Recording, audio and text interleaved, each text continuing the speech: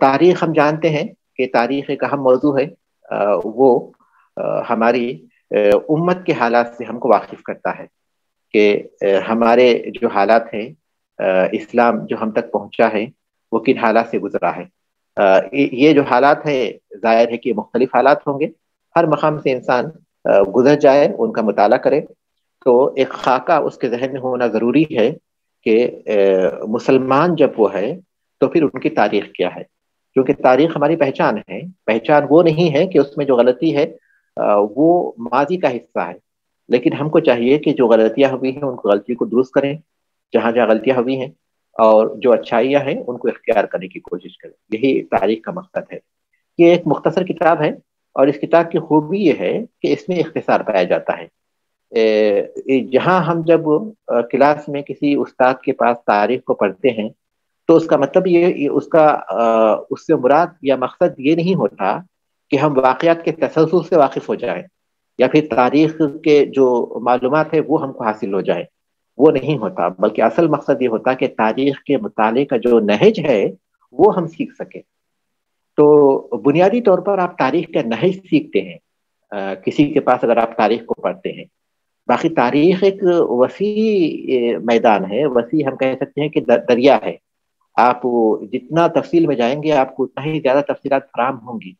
ان ساری تفاصیل کو ہم نہیں پڑھ سکتے، اور پھر اس میں کئی ایسے مقامات ہیں، کئی ایسی باتیں ہیں جو صحیح غلط سب چیزیں اس میں شامل ہو چکی ہیں۔ لہذا ہمارا مقصد یہاں یہ نہیں ہوتا کہ ساری معلومات کو طلبا تک پہنچا دے۔ معلومات کو پہنچا دینا یہ نہیں ہوتا، بلکہ معلومات کا جو نہج ہوتا ہے اس کی طلبا کو ہم تربیت دیں، یہ اصل مقصد ہوتا ہے۔ تو یہ بنیادی طور پر مختصر ہے، اور مختصر ہونے کے باوجود بھی جو اہم باتیں ہیں وہ اس میں شامل ہیں۔ اور پھر دوسری بات یہ ہے کہ اس میں اس بات کا خیال رکھا گیا ہے کہ جو بے اعتدالیاں تاریخ کی کتابوں میں عام طور پر پائی جاتی ہیں کہ وہ بے سروپا قصوں کو اس میں ذکر کر دیتے ہیں، پھر اس پر کوئی نقد اور تبصرہ نہیں کرتے، اس سے یہ کتاب پاک ہے۔ اس کتاب میں کوشش کی گئی ہے کہ جو صحیح باتیں ہیں اسی کو شامل رکھیں۔ تاریخ میں مکمل صحیح ہم تلاش نہیں کر سکتے، لیکن اس کے باوجود بھی کچھ جو اصول اور معیار ہیں اس کی بنیاد پر ہم جو ان جو اصول ہیں ان کے مطابق ہیں ان کو اختیار کر سکتے ہیں، اور جو ان کے مطابق نہیں ان کو ہم چھوڑ سکتے ہیں۔ اس کتاب میں اس کا خیال رکھا گیا ہے۔ اور پھر بنیادی بات یہ ہے کہ ہم صرف تاریخ سے اجمالی طور پر واقف ہوں، اجمالی طور پر واقف ہوں، اور تاریخ کے مطالعے کے نہج ہم جو ہے سیکھ سکیں۔ باقی جہاں تک تفصیلات ہیں وہ طالب علم جتنا زیادہ مطالعہ کرے گا اور تفصیلات اس کو بھی جائیں گے، لیکن آپ نہج کو سیکھ جائیں گے تو اس کے بعد مطالعہ کرنا وہ آپ کے ہاتھ میں ہے۔ یہ کچھ باتیں ہیں، اور یہ اس باتیں کچھ اس کتاب کے تعلق سے ہیں۔ آپ ایک استاد کے پاس پڑھ رہے ہیں، ایسا نہیں کہ آپ صرف کتاب پڑھ رہے ہیں۔ تو اس کتاب میں اگر کچھ فوٹو وغیرہ یہ وہ تمام چیزیں ہیں تو آپ میں سے کوئی ان کو نکال کر اگر اس کتاب کو جو ہے رکھ سکتا ہے تو وہ ٹھیک ہے، ان چیزوں کو نکال دے، کیونکہ اصل مقصد ہم کو مواد ہے، وہ دوسری چیزیں نہیں ہیں جو اس کا تعلق نہیں ہے۔ اور پھر یہ کہ کسی بھی کتاب میں ہو سکتا ہے کسی مقام پر، کیونکہ انسانی کوشش ہے، کسی مقام انسانی کوشش میں کمال یہ مفقود ہوتا ہے مکمل طور پر۔ کمال صرف اللہ تعالیٰ کے لیے ہے اور اللہ کے رسول کے لیے، کیونکہ وہ اللہ کی طرف سے مقرر ہیں، اللہ کی طرف سے ان پر وحی ہوتی ہے۔ باقی جتنے بھی بشر ہیں کمال کسی کو حاصل نہیں ہے۔ جو استاد پڑھاتے ہیں ہو سکتا ہے کہ وہ بھی کہیں اس نہج سے ہٹ جائیں جس نہج کو وہ خود مقرر کیے ہوتے ہیں، تو انسان ہے، بشر ہے۔ تو بنیادی طور پر جو نہج ہے اس نہج کے مطابق ہم اس کا مطالعہ کرتے ہیں۔ استاد کے پاس پڑھنے کا مفہوم یہ ہوا کہ اس کتاب میں جو ہم پڑھ رہے ہیں کچھ باتیں ایسی ہوں جو نامناسب ہوں تو اس پر سے ہم گزر جائیں گے، اور جو باتیں مناسب ہوں گی اس کی وضاحت کریں گے، اور جو اس میں کمی ہوگی اس کو پورا کریں گے، اور جو اس میں بہتری ہوگی اس کو ہم اختیار کرنے کی کوشش کریں گے۔ یہ کتاب شروع ہوتی ہے، جہاں سے ہم شروع کریں گے وہ ہے اجتماع شمل المسلمین فی عام الجماعہ۔ یہ صفحہ نمبر 13 سے، صفحہ نمبر 13 سے ہم اس کو پڑھیں گے۔ صفحہ نمبر 13 سے ہم اس کو پڑھیں گے۔ اور ہم جو پڑھ رہے ہیں اب تک ہم رسول اللہ صلی اللہ علیہ وسلم کی سیرت کا مطالعہ کر چکے، گزشتہ جو مستویٰ گزر چکے ہیں اس میں، اور خلفائے راشدین کے جو حالات تھے ان کا مطالعہ کر چکے، اب ہم بنو امیہ کی خلافت کے حالات کا مطالعہ کریں گے۔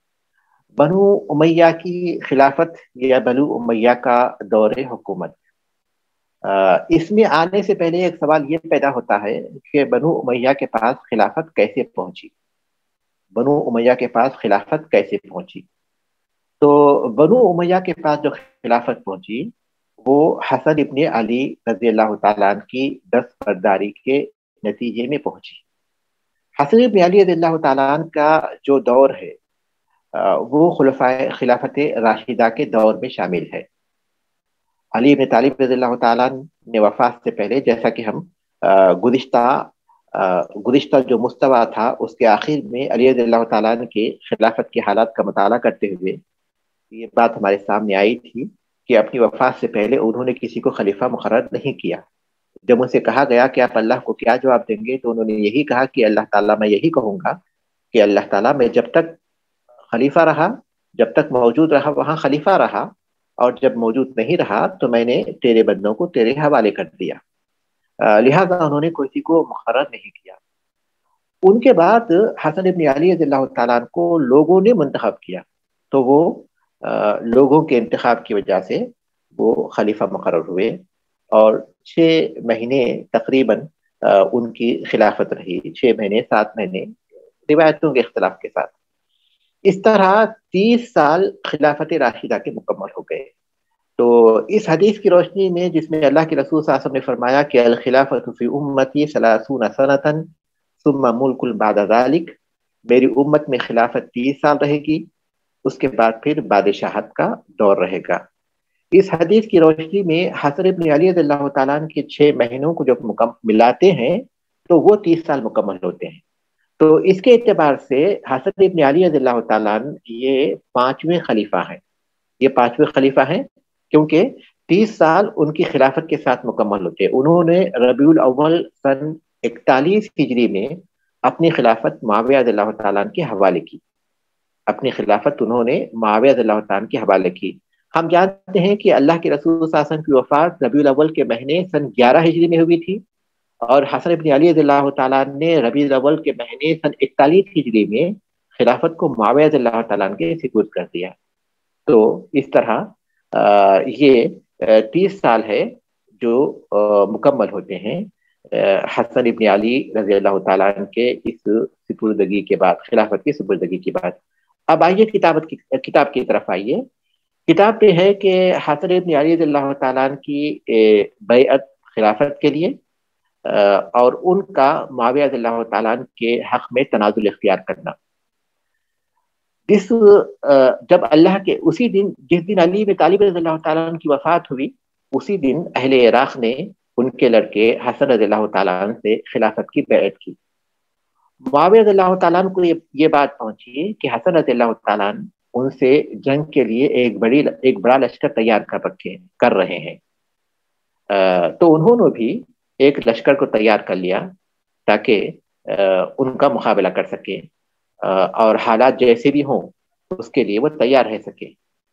تو اس بات کے امکانات پیدا ہو گئے کہ ایک بڑا ٹکراؤ ہو سکتا ہے، ایک نئی صفین کی جنگ واقع ہو سکتی ہے۔ معاویہ رضی اللہ تعالیٰ عنہ اس کی وجہ سے فکر مند ہو گئے، اور انہوں نے کوشش کی کہ مسلمانوں کے جو حالات ہیں اس میں صلح کی بات چیت کی جائے۔ تو 2 آدمیوں کو انہوں نے بھیجا، ایک عبدالرحمن ابن سمرہ رضی اللہ تعالیٰ عنہ اور دوسرے عبدالرحمن ابن سمرہ اور عبداللہ ابن عامر رضی اللہ تعالیٰ عنہما، ان دونوں کو بھیجا۔ ان دونوں نے کوشش کی اور حسن ابن علی رضی اللہ تعالیٰ عنہ نے صلح پر موافقت کر لی، اور انہوں نے خلافت سے تنازل اختیار کیا معاویہ رضی اللہ تعالیٰ عنہ کے حق میں فتنے کے خاتمے کے لیے اور مسلمانوں کے اتفاق کے لیے۔ یہ صحیح بخاری میں جو بیان کیے گئے ہیں ان کی روشنی میں یہ اختصار ہے اس کا۔ اس کے علاوہ جیسا کہ اس کتاب میں ہے جو باتیں مختلف طرح کی پائی جاتی ہیں وہ ضعیف ہیں۔ یہاں ہم غور کریں تو حسن ابن علی رضی اللہ تعالیٰ عنہ تاریخ میں صلح کی جتنے بھی حالات دنیا میں ہو سکتے ہیں ان میں تاریخ کے یہ سب سے بڑے مصلح کہلاتے ہیں، تاریخ کے سب سے بڑے مصلح یہ کہلاتے ہیں، کہ انہوں نے اپنی خلافت سے تنازل، اپنے حق سے تنازل اختیار کرتے ہوئے انہوں نے مسلمانوں کے درمیان جو جنگ جاری تھی اس کا خاتمہ کیا۔ اس کتاب میں موجود ہے کہ حسن بن علی رضی اللہ تعالیٰ عنہ 5 ربیع الاول سن 41 ہجری میں وہ خلافت سے دستبردار ہوئے، اپنی مرضی سے، مسلمانوں کی مصلحت کو اپنے پیش نظر رکھتے ہوئے۔ جیسا کہ بعض لوگ گمان کرتے ہیں کہ ان کا لشکر متفرق ہو گیا تھا اور ان کا لشکر نے ان کا ساتھ چھوڑ دیا تھا، اس کی وجہ سے وہ صلح کرنے پر مجبور ہوئے، تو یہ باطل باتیں ہیں۔ اس کی دلیل حاکم کی وہ حدیث ہے جسے انہوں نے صحیح قرار دیا، اور ذہبی رحمۃ اللہ علیہ نے بھی اس پر موافقت کی۔ وہ کہتے ہیں کہ حسن رضی اللہ تعالیٰ نے کہا کہ عرب کے سردار میرے ہاتھ میں تھے، یعنی میری تابعداری اختیار کیے ہوئے تھے۔ وہ میں جس سے جنگ کروں اس سے جنگ کر سکتے تھے، اور جس سے میں صلح کروں اس سے صلح کرتے تھے۔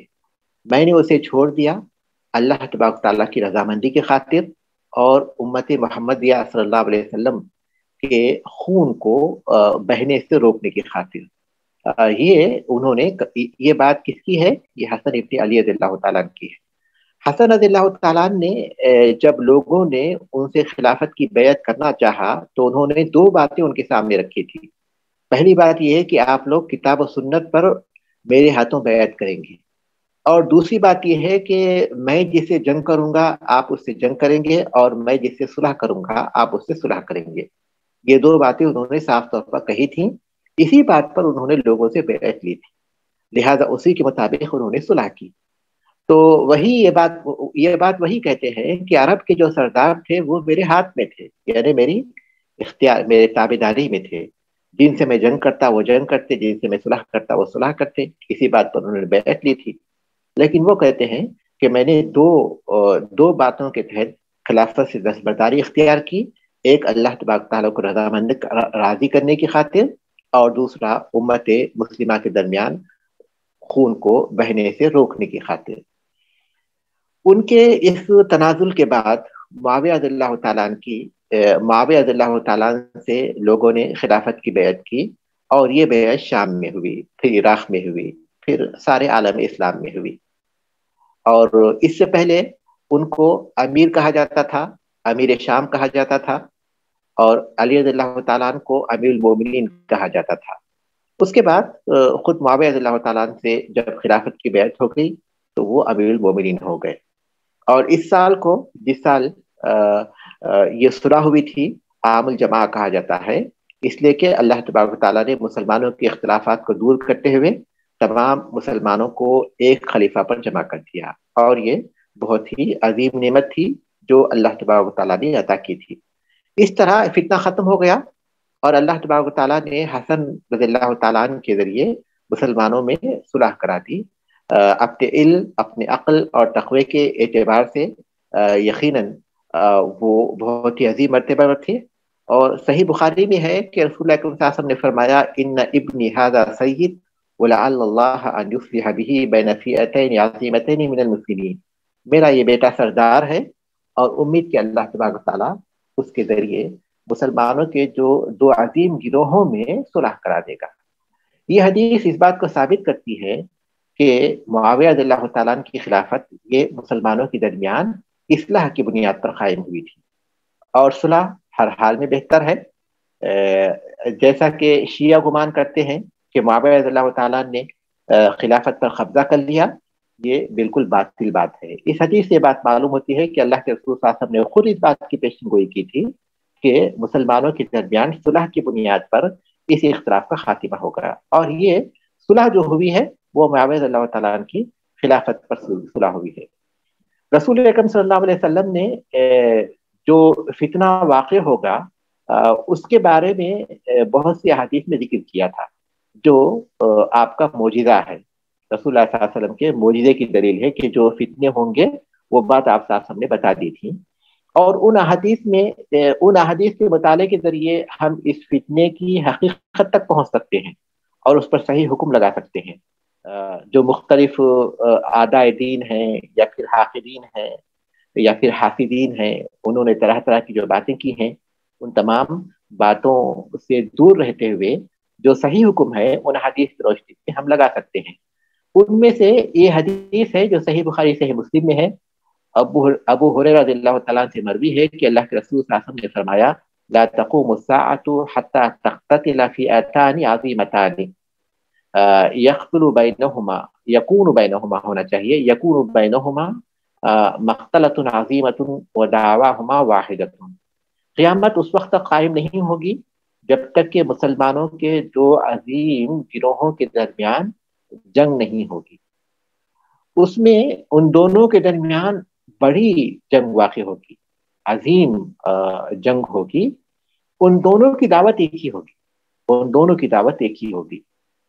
مورخین جیسا کہ ذکر کرتے ہیں کہ رسول اللہ صلی اللہ علیہ وسلم نے کہا کہ مقتلۃ عظیمۃ، تو مورخین بیان کرتے ہیں کہ شام اور عراق کے درمیان جو جنگ ہوئی تھی، یعنی علی رضی اللہ تعالیٰ معاویہ رضی اللہ تعالیٰ کے درمیان جو جنگ ہوئی تھی صفین میں، اس میں جو مقاتلین تھے، جو فوجی تھے، جنگ میں جو شریک تھے، ان کی تعداد تقریباً 2 لاکھ تھی، اور یہ بہت ہی بڑی جنگ تھی، ہم تفصیل کے ساتھ اس کا مطالعہ کر چکے ہیں، یہ بہت ہی بڑی جنگ تھی۔ تو یہ اللہ کے رسول صلی اللہ علیہ وسلم نے کہا کہ ایک بڑی جنگ واقع ہوگی، تو یقیناً ایک بہت بڑی جنگ تھی۔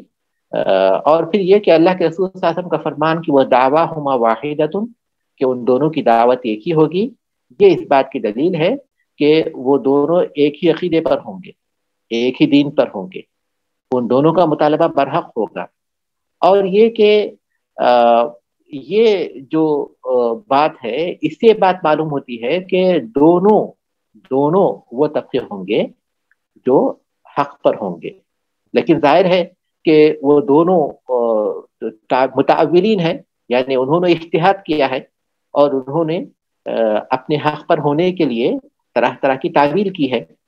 اب اس میں کسی کی تعویل درست ہے تو ظاہر ہے کہ وہ ان کو 2 اجر ہوں گے، اور کسی کی تعویل درست نہیں ہے تو ان کو 1 اجر ہوگا۔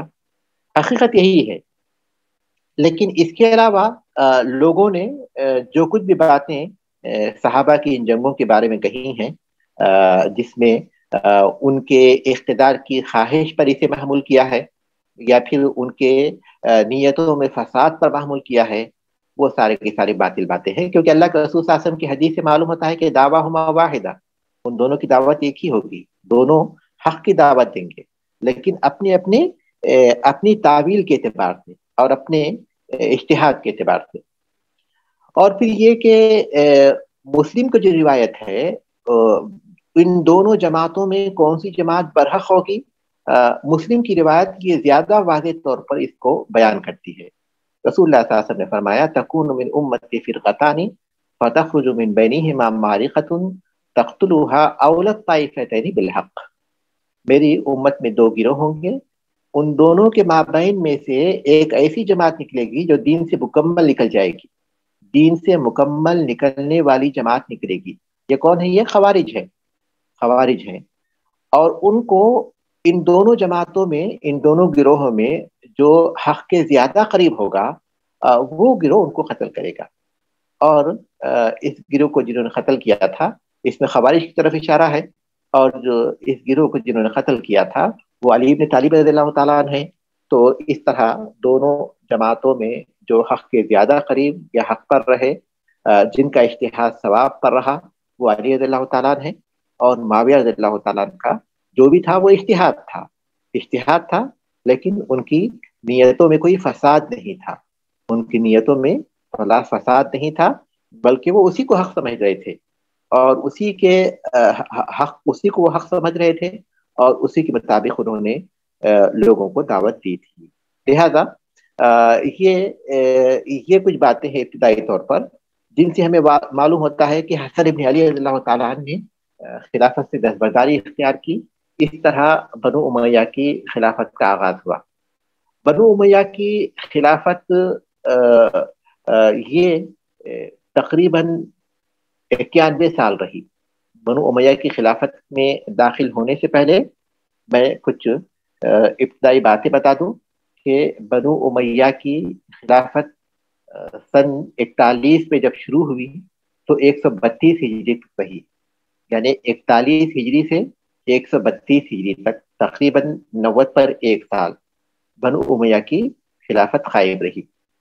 بنو امیہ کے جو آخری خلیفہ تھے وہ مروان ابن محمد، جب ذاب کا جو معرکہ ہوا اس میں ان کو شکست ہوئی، تب ان کا خاتمہ ہوا اور عباسی خلافت کا آغاز ہوا۔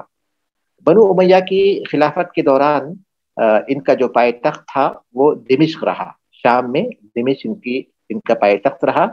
اور 10ویں جو خلیفہ ہیں ہشام ابن عبد الملک، ان کی خلافت کے دور میں بنو امیہ کی حکومت کو بہت وسعت حاصل ہوئی، اور اس کی جو حدیں ہیں وہ مشرق میں چین کی سرحد سے مغرب میں جنوب فرانس تک پہنچی ہوئی پھیلی ہوئی تھی، اور مغرب، اندلس، سندھ، ماورا النہر، یہ تمام علاقے ان کے دور میں فتح ہو چکے تھے۔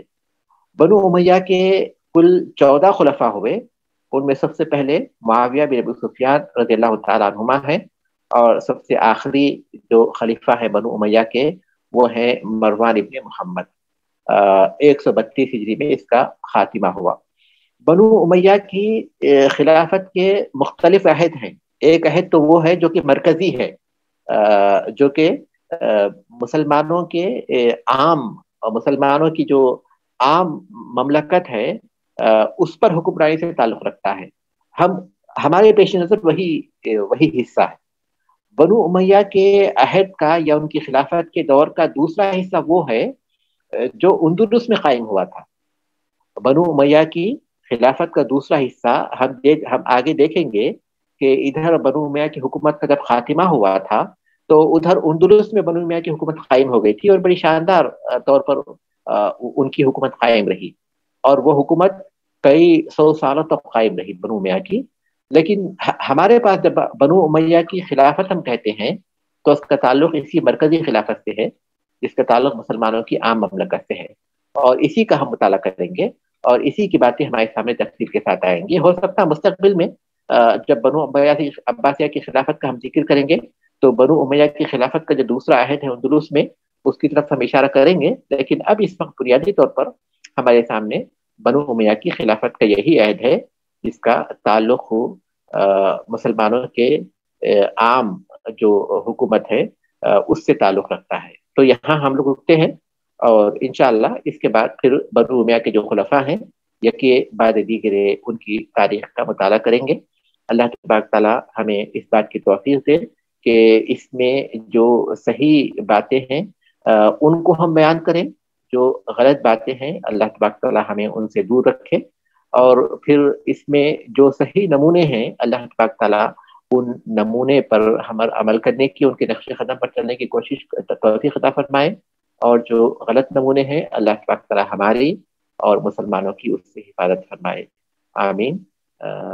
اس کے بعد ہم لوگ یہاں اپنے سبق کو ختم کرتے ہیں، اور کوئی سوال تو میرا خیال سے نہیں ہونا چاہیے، کیونکہ ایک سوال ہے شیخ، وہ چھوٹا سا ہے، اپنی سمجھ کے لیے میں پوچھنا چاہ رہی ہوں کہ اللہ کے رسول صلی اللہ علیہ وسلم کی حدیث کے مطابق 30 سال خلافت رہے گی، اس کے بعد بادشاہت ہوگی، تو ہم ان کے جو وہ ہیں حکمران ان کو خلیفہ کہہ رہے ہیں پھر بھی اس کے باوجود؟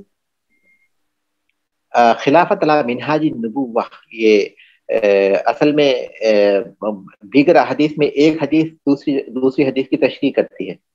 خلافت سے مراد خلافت علی منہاج النبوہ، عام جو خلافت ہے اس پر بھی خلافت کا اطلاق ہوتا ہے۔ خلافت ایک عام لفظ ہے، ہم جب اسی لیے ہم تمیز کرنے کے لیے کیا کہتے ہیں، خلافت راشدہ کہتے ہیں، جو خلفائے راشدین کہتے ہیں، جو چاروں خلفاء رسول اللہ صلی اللہ علیہ وسلم کے بعد خلیفہ ہوئے تو ان کی خلافت کے دور کو ہم جو ہے خلافت راشدہ کہتے ہیں، یا خلافت علی منہاج النبوہ کہتے ہیں۔ لیکن ان کے بعد جو بنو امیہ کے ہوں یا بنو عباسیہ کے ہوں یا پھر دوسرے خاندان کے ہوں جو بھی خلیفہ ہوئے ہیں، تو لفظی اعتبار سے وہ خلیفہ ہی ہیں، لفظی اعتبار سے وہ خلیفہ ہیں، لیکن ان کو جو ہے اعلیٰ منہاج نبوہ نہیں کہا جاتا۔ ہو سکتا کچھ وقت کے لیے ان میں کچھ خلیفہ ایسے آئے ہوں جن کی حکومت کا نظم اعلیٰ منہاج نبوہ تھا، لیکن عمومی حیثیت سے وہ خلیفہ تھے۔ تو یہ جو حدیث ہے اس سے مراد جو ہے خلافت اعلیٰ منہاج نبوہ ہے یا خلافت راشدہ ہے، تو 30 سال رہے گی کرنے کے لیے۔ آج اگر السلام علیکم شیخ صاحب، ایک سوال چھوٹا سا میں نے بھی پوچھنا تھا बनु उमैया यानी खिलाफत बनु उमैया जो कहते हैं, ये इब्न उमैया की वजह से इनका नाम है या कोई खास है इनके नाम की वजह? नहीं, बनु उमैया खिलाफत वही कुरैश की जो शाख थी उमैया, उसी की तरफ मंसूब है। हाँ, यानी उसी की तरफ मंसूब है। माविया बिन अबू सफियान बिन उमैया, यही ऐसा? बिल्कुल बिल्कुल उसी के बिल्कुल, अच्छा, उसी इस से, नाम उन्हीं से की नहीं। तरफ मंसूब है, उन्हीं की तरफ निस्बत करते हुए इनको बनु उमैया की खिलाफत कहते हैं। फिर आजकल जो हुक्मरान हैं मुसलमान मुल्कों के, वो अगर यानी उन शरीयत को नाफिज करें तो वो भी खुद, हम उनको भी खलीफा कह सकते हैं या खुद खलीफा कहलवा सकते हैं, बेशक वो बादशाहत का निज़ाम हो उनके। बिल्कुल, खलीफा एक आम लफ्ज है। खलीफा एक आम लफ्ज है। खलीफा माने वो जो कि नायब होता है, वो जो एक दूसरे के बाद दूसरे की तरफ से एक दूसरे के बाद एक दूसरे की नियाबत करते हैं, एक दूसरे के बाद आते हैं। तो लफ्ज के एतबार से, लुगत के एतबार से भी एक आम लफ्ज है, और हुकूमत के सरबराह को खलीफा कहना भी एक आम बात है। उसमें कोई ऐसी खुसूसियत नहीं है कि उसके साथ ही उसमें जो है अला मिनहाज नबूवा या खिलाफत राशिदा का मफहूम पैदा हो, तो ये बिल्कुल नहीं है। खिलाफत, खलीफा एक आम लफ्ज है, और आज के बादशाह पर भी उसका इतलाक हो सकता है, और फिर दूसरे बादशाह पर भी इसका इतलाक हो सकता है। इसमें कोई हरज की बात नहीं है, अच्छा, क्योंकि इसके मुझे साथ वो मफहूम नहीं होता। ठीक है, यहाँ हम रुक जाते हैं इंशाअल्लाह। सुब्हानकल्लाहुम्मा व बिहम्दिक, अशहदु अल्ला इलाहा इल्ला अंत, अस्तगफिरुका व अतूबु इलैक।